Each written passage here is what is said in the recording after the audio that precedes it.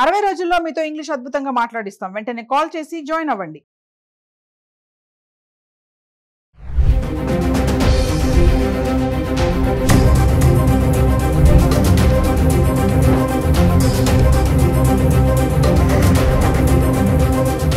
Hello viewers, welcome back to Suman TV. ప్రస్తుతం మనతో పాటు ఉన్నారు 20 ఇయర్స్ నుంచి అమెరికాలో ఉంటున్నటువంటి ఎంఎన్సీ ఎగ్జిక్యూటివ్ వీరభద్ర సార్ గారు. సార్తో మాట్లాడండి. నమస్తే సార్. నమస్తే సార్, ఇప్పుడు ట్రంప్ ఒక అప్డేట్ ఇచ్చారు. H1B L1 వీసాస్ పైన ఈ ఇయర్ ఎలా వీసాలు రెన్యువల్ జారీ చేస్తున్నారు ఒక్కసారి 2025 నుంచి 26 వరకు. నేను నవ్వేది ఎందుకంటే ఇది ప్రతి సంవత్సరం జరిగే ప్రహసనమే. ఈ కార్యక్రమం అవుతూ ఉంటుంది. Every year H1B visa application filing time అని ఒకటి ఉంటుంది. ఆ టైంలో ఇంతకుముందు వేలంవెరిగా 65,000 వీసాస్ కోటా ఉంటే 180,000 అప్లికేషన్స్ వచ్చేవి. అలాగా 1-3 వచ్చేవి. అలా మెల్లిగా ఎక్కువ వచ్చేటప్పటికి వాళ్ళు లాటరీ సిస్టమ్ అని పెట్టి, ఎందుకంటే 60 ఫస్ట్ 65ని కట్ ఆఫ్ ఎట్లా చేస్తాను నేను, సో ఆ లాటరీ సిస్టమ్ అని పెట్టేవాళ్ళు. దాని తర్వాత ఈ రూల్స్, ఎంప్లాయర్స్ ఆ ప్రాసెస్, ఆ H1 రావడము కొంచెం పెయిన్ఫుల్ చేసేటప్పటికి నంబర్స్ తగ్గిపోయినాయి. 180,000 క్రేజీ నెంబర్ రావట్లా, తగ్గిపోయింది.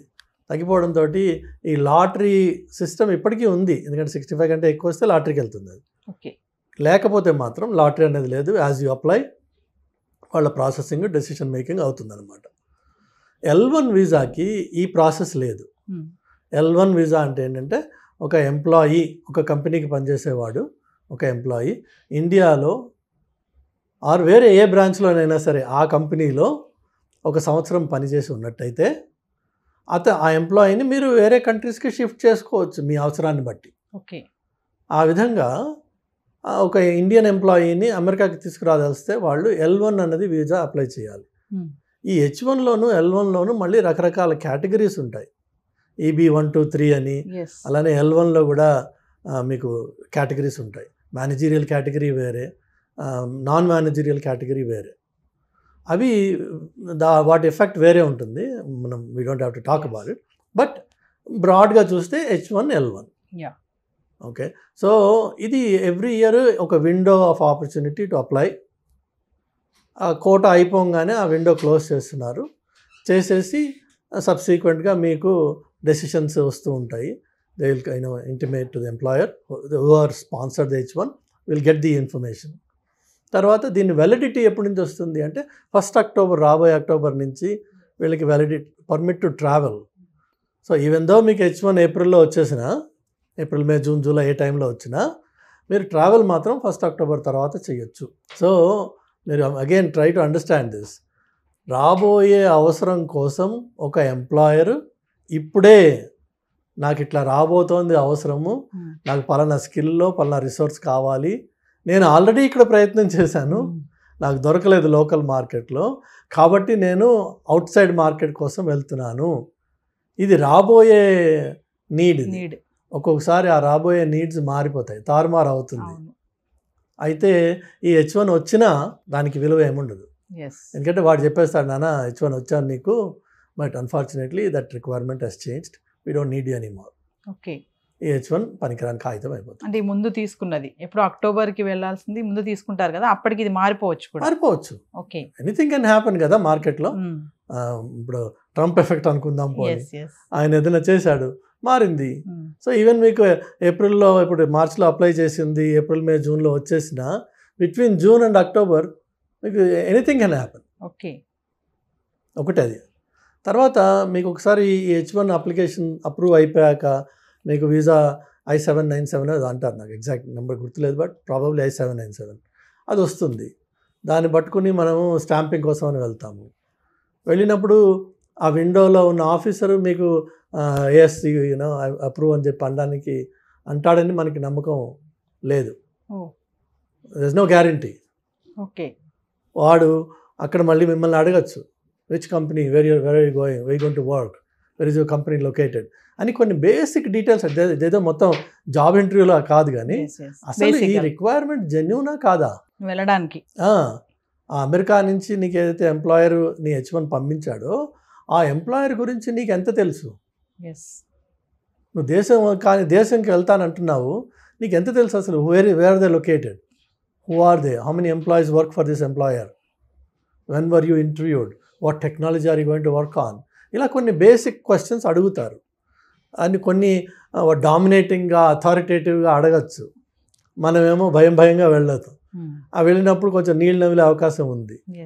అప్పుడు వాడు సస్పెక్ట్ చేయొచ్చు, రిజెక్ట్ అవ్వచ్చు. లేకపోతే వాళ్ళు 221G అని ఉంటుంది, ఫర్దర్ డీటెయిల్స్ అడుగుతారు. So you have to provide that documented support. Then eventually they may approve చేస్తే మీరు 1 October తర్వాత ట్రావెల్ చేయొచ్చు. మామూలుగా రిజెక్ట్ కూడా అవుతాయి కదా అవుతాయి. ఈ ఇంటర్వ్యూలో అక్కడికి వెళ్ళినప్పుడు ఆ విండో దగ్గర మీరు నీళ్ళు అనుకోండి, మీరు you don't even sound like a technical guy.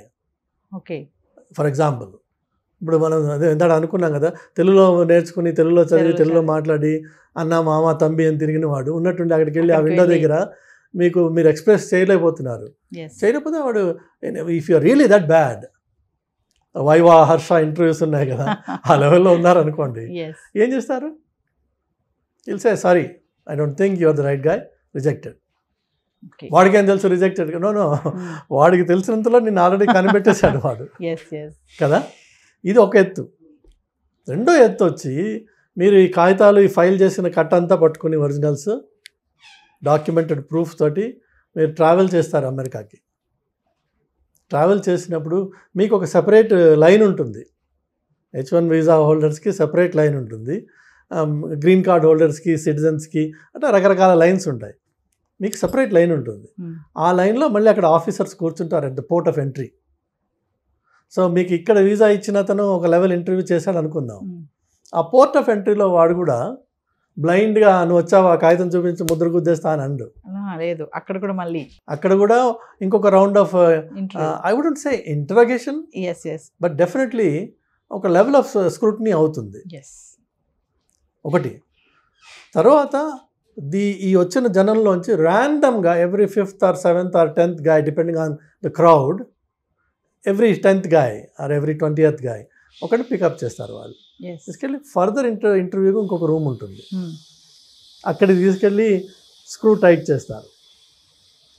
అలా అని చెప్పి నేను ఇండియా నుంచి వచ్చాను కాబట్టి నన్ను ఇలా చూస్తున్నారు, అది కాదు. అది ఇట్స్ జస్ట్ ర్యాండమ్ ప్రాసెస్. నీ ఫేస్, కలరు, క్రీడ్, క్యాస్ట్ తోటి సంబంధం లేదు వాడికి. ఎవ్రీ 20th, ఎవ్రీ 15th అలానే ఈ మొత్తం వీసా పోర్ట్ ఆఫ్ ఎంట్రీ దగ్గర జరుగుతున్న ఆపరేషన్ని రిమోట్గా ఆఫీసర్స్ ఒక 1000 కెమెరాస్లోంచి అందరినీ మానిటర్ చేస్తుంటారు, అబ్జర్వ్ చేస్తుంటారు for your body language. So వాళ్ళు పట్టుకున్న వాళ్ళని కూడా మీకు అడిషనల్ ఇంట్రాగేషన్కి తీసుకెళ్తారు లోపలికి. సో ఎవ్రీథింగ్ మ్యాటర్స్ తప్ప ఈ H1లో వచ్చిన కొత్త తేడాలు ఏం లేవు ప్రస్తుతం. It is now time for submitting the applications. ఆ విండో మార్చ్లో పెట్టింది, సబ్సిక్వెంట్గా వస్తాయి. మామూలుగా మన ఇండియన్స్కి ఎంతమందికి వస్తుంది సార్ H1B వీసా? అంటే 65,000 is the limit for Indians. The overall limits వేరే ఉన్నాయి, పర్ కంట్రీ కోటాస్ అని పర్ కంట్రీ. బట్ మనం మాత్రం 65,000. ఇప్పుడు ఏమైనా మారిందేమో నాకు తెలియదు, I'm not up to date with those numbers. But 65,000 is the maximum capacity. Coming to expenses ఎంత ఉంటుంది సార్ వీసా? అది కూడా ఇప్పుడు యాక్చువల్గా చూస్తే మీరు అమెరికాకి విజిటర్స్, H1s, F1s ఇది ఒక మేజర్ సోర్స్ ఆఫ్ ఇన్కమ్. ఒక విధంగానేమో they are promoting international travel అనుకోండి, లేక ఎక్స్చేంజ్ ఆఫ్ స్టూడెంట్స్ అనుకోండి, లేక ఆపర్చునిటీ ఫర్ హయ్యర్ ఎడ్యుకేషన్ అనుకోండి. కానీ ఈ వీసా ప్రాసెసింగ్ ఏదైతే ఉందో నాకు తెలిసి గత 25 yearsగా ఎప్పటికప్పుడు పెరుగుతూనే ఉంది. ఇట్ లుక్స్ లైక్ ఒకసారి అనిపిస్తుంది ఎక్స్టార్షన్ అని చెప్పి, బికాజ్ ఒకసారి మరీ భయంకరంగా పెంచేశారు వాళ్ళు. సో అది ఎప్పటికప్పుడు పెరుగుతూనే ఉంది తప్ప అది ట్రంప్ వల్ల పెరిగింది అన్నది పొరపాటు. ట్రంప్ చేసింది ఏం లేదు పాపం. ఆయన ఇంకా ఈ సబ్జెక్ట్ మీద ఇంకా అంత ఫోకస్ చేయలేదు. ఇంకా అన్ఫార్చునేట్గా ఏంటంటే అన్నీ ఆయన మీద పెట్టేస్తున్నారు, కానీ ఆయన ఇంకా ఈ సబ్జెక్ట్లోకి వస్తాడు త్వరలో. బట్ వచ్చి ఆయన మంచిగా చేస్తాడు. H1కి మాత్రం ట్రంప్ మంచిగా చేస్తాడు. ఓకే, ఒకవేళ పొరపాట్లు ఎవరికైనా ఉంటే please take it out of your mind. Trump వల్ల H1కి మంచి జరుగుతుంది, బికాజ్ ట్రంప్ H1ని వాడుకున్న వ్యక్తి. ఆయనే చెప్తాడు ఆ మాట, నేను వాడుకున్నానని. Elon Musk is a big promoter of H1. So అందులో ఏమీ మనకి నష్టాలు కష్టాలు రావు. మనకు నష్టం వచ్చేదల్లా ఒకటే, మన సొంత తెలివి మనకి లేకపోతే వస్తుంది, కష్టం, నష్టం.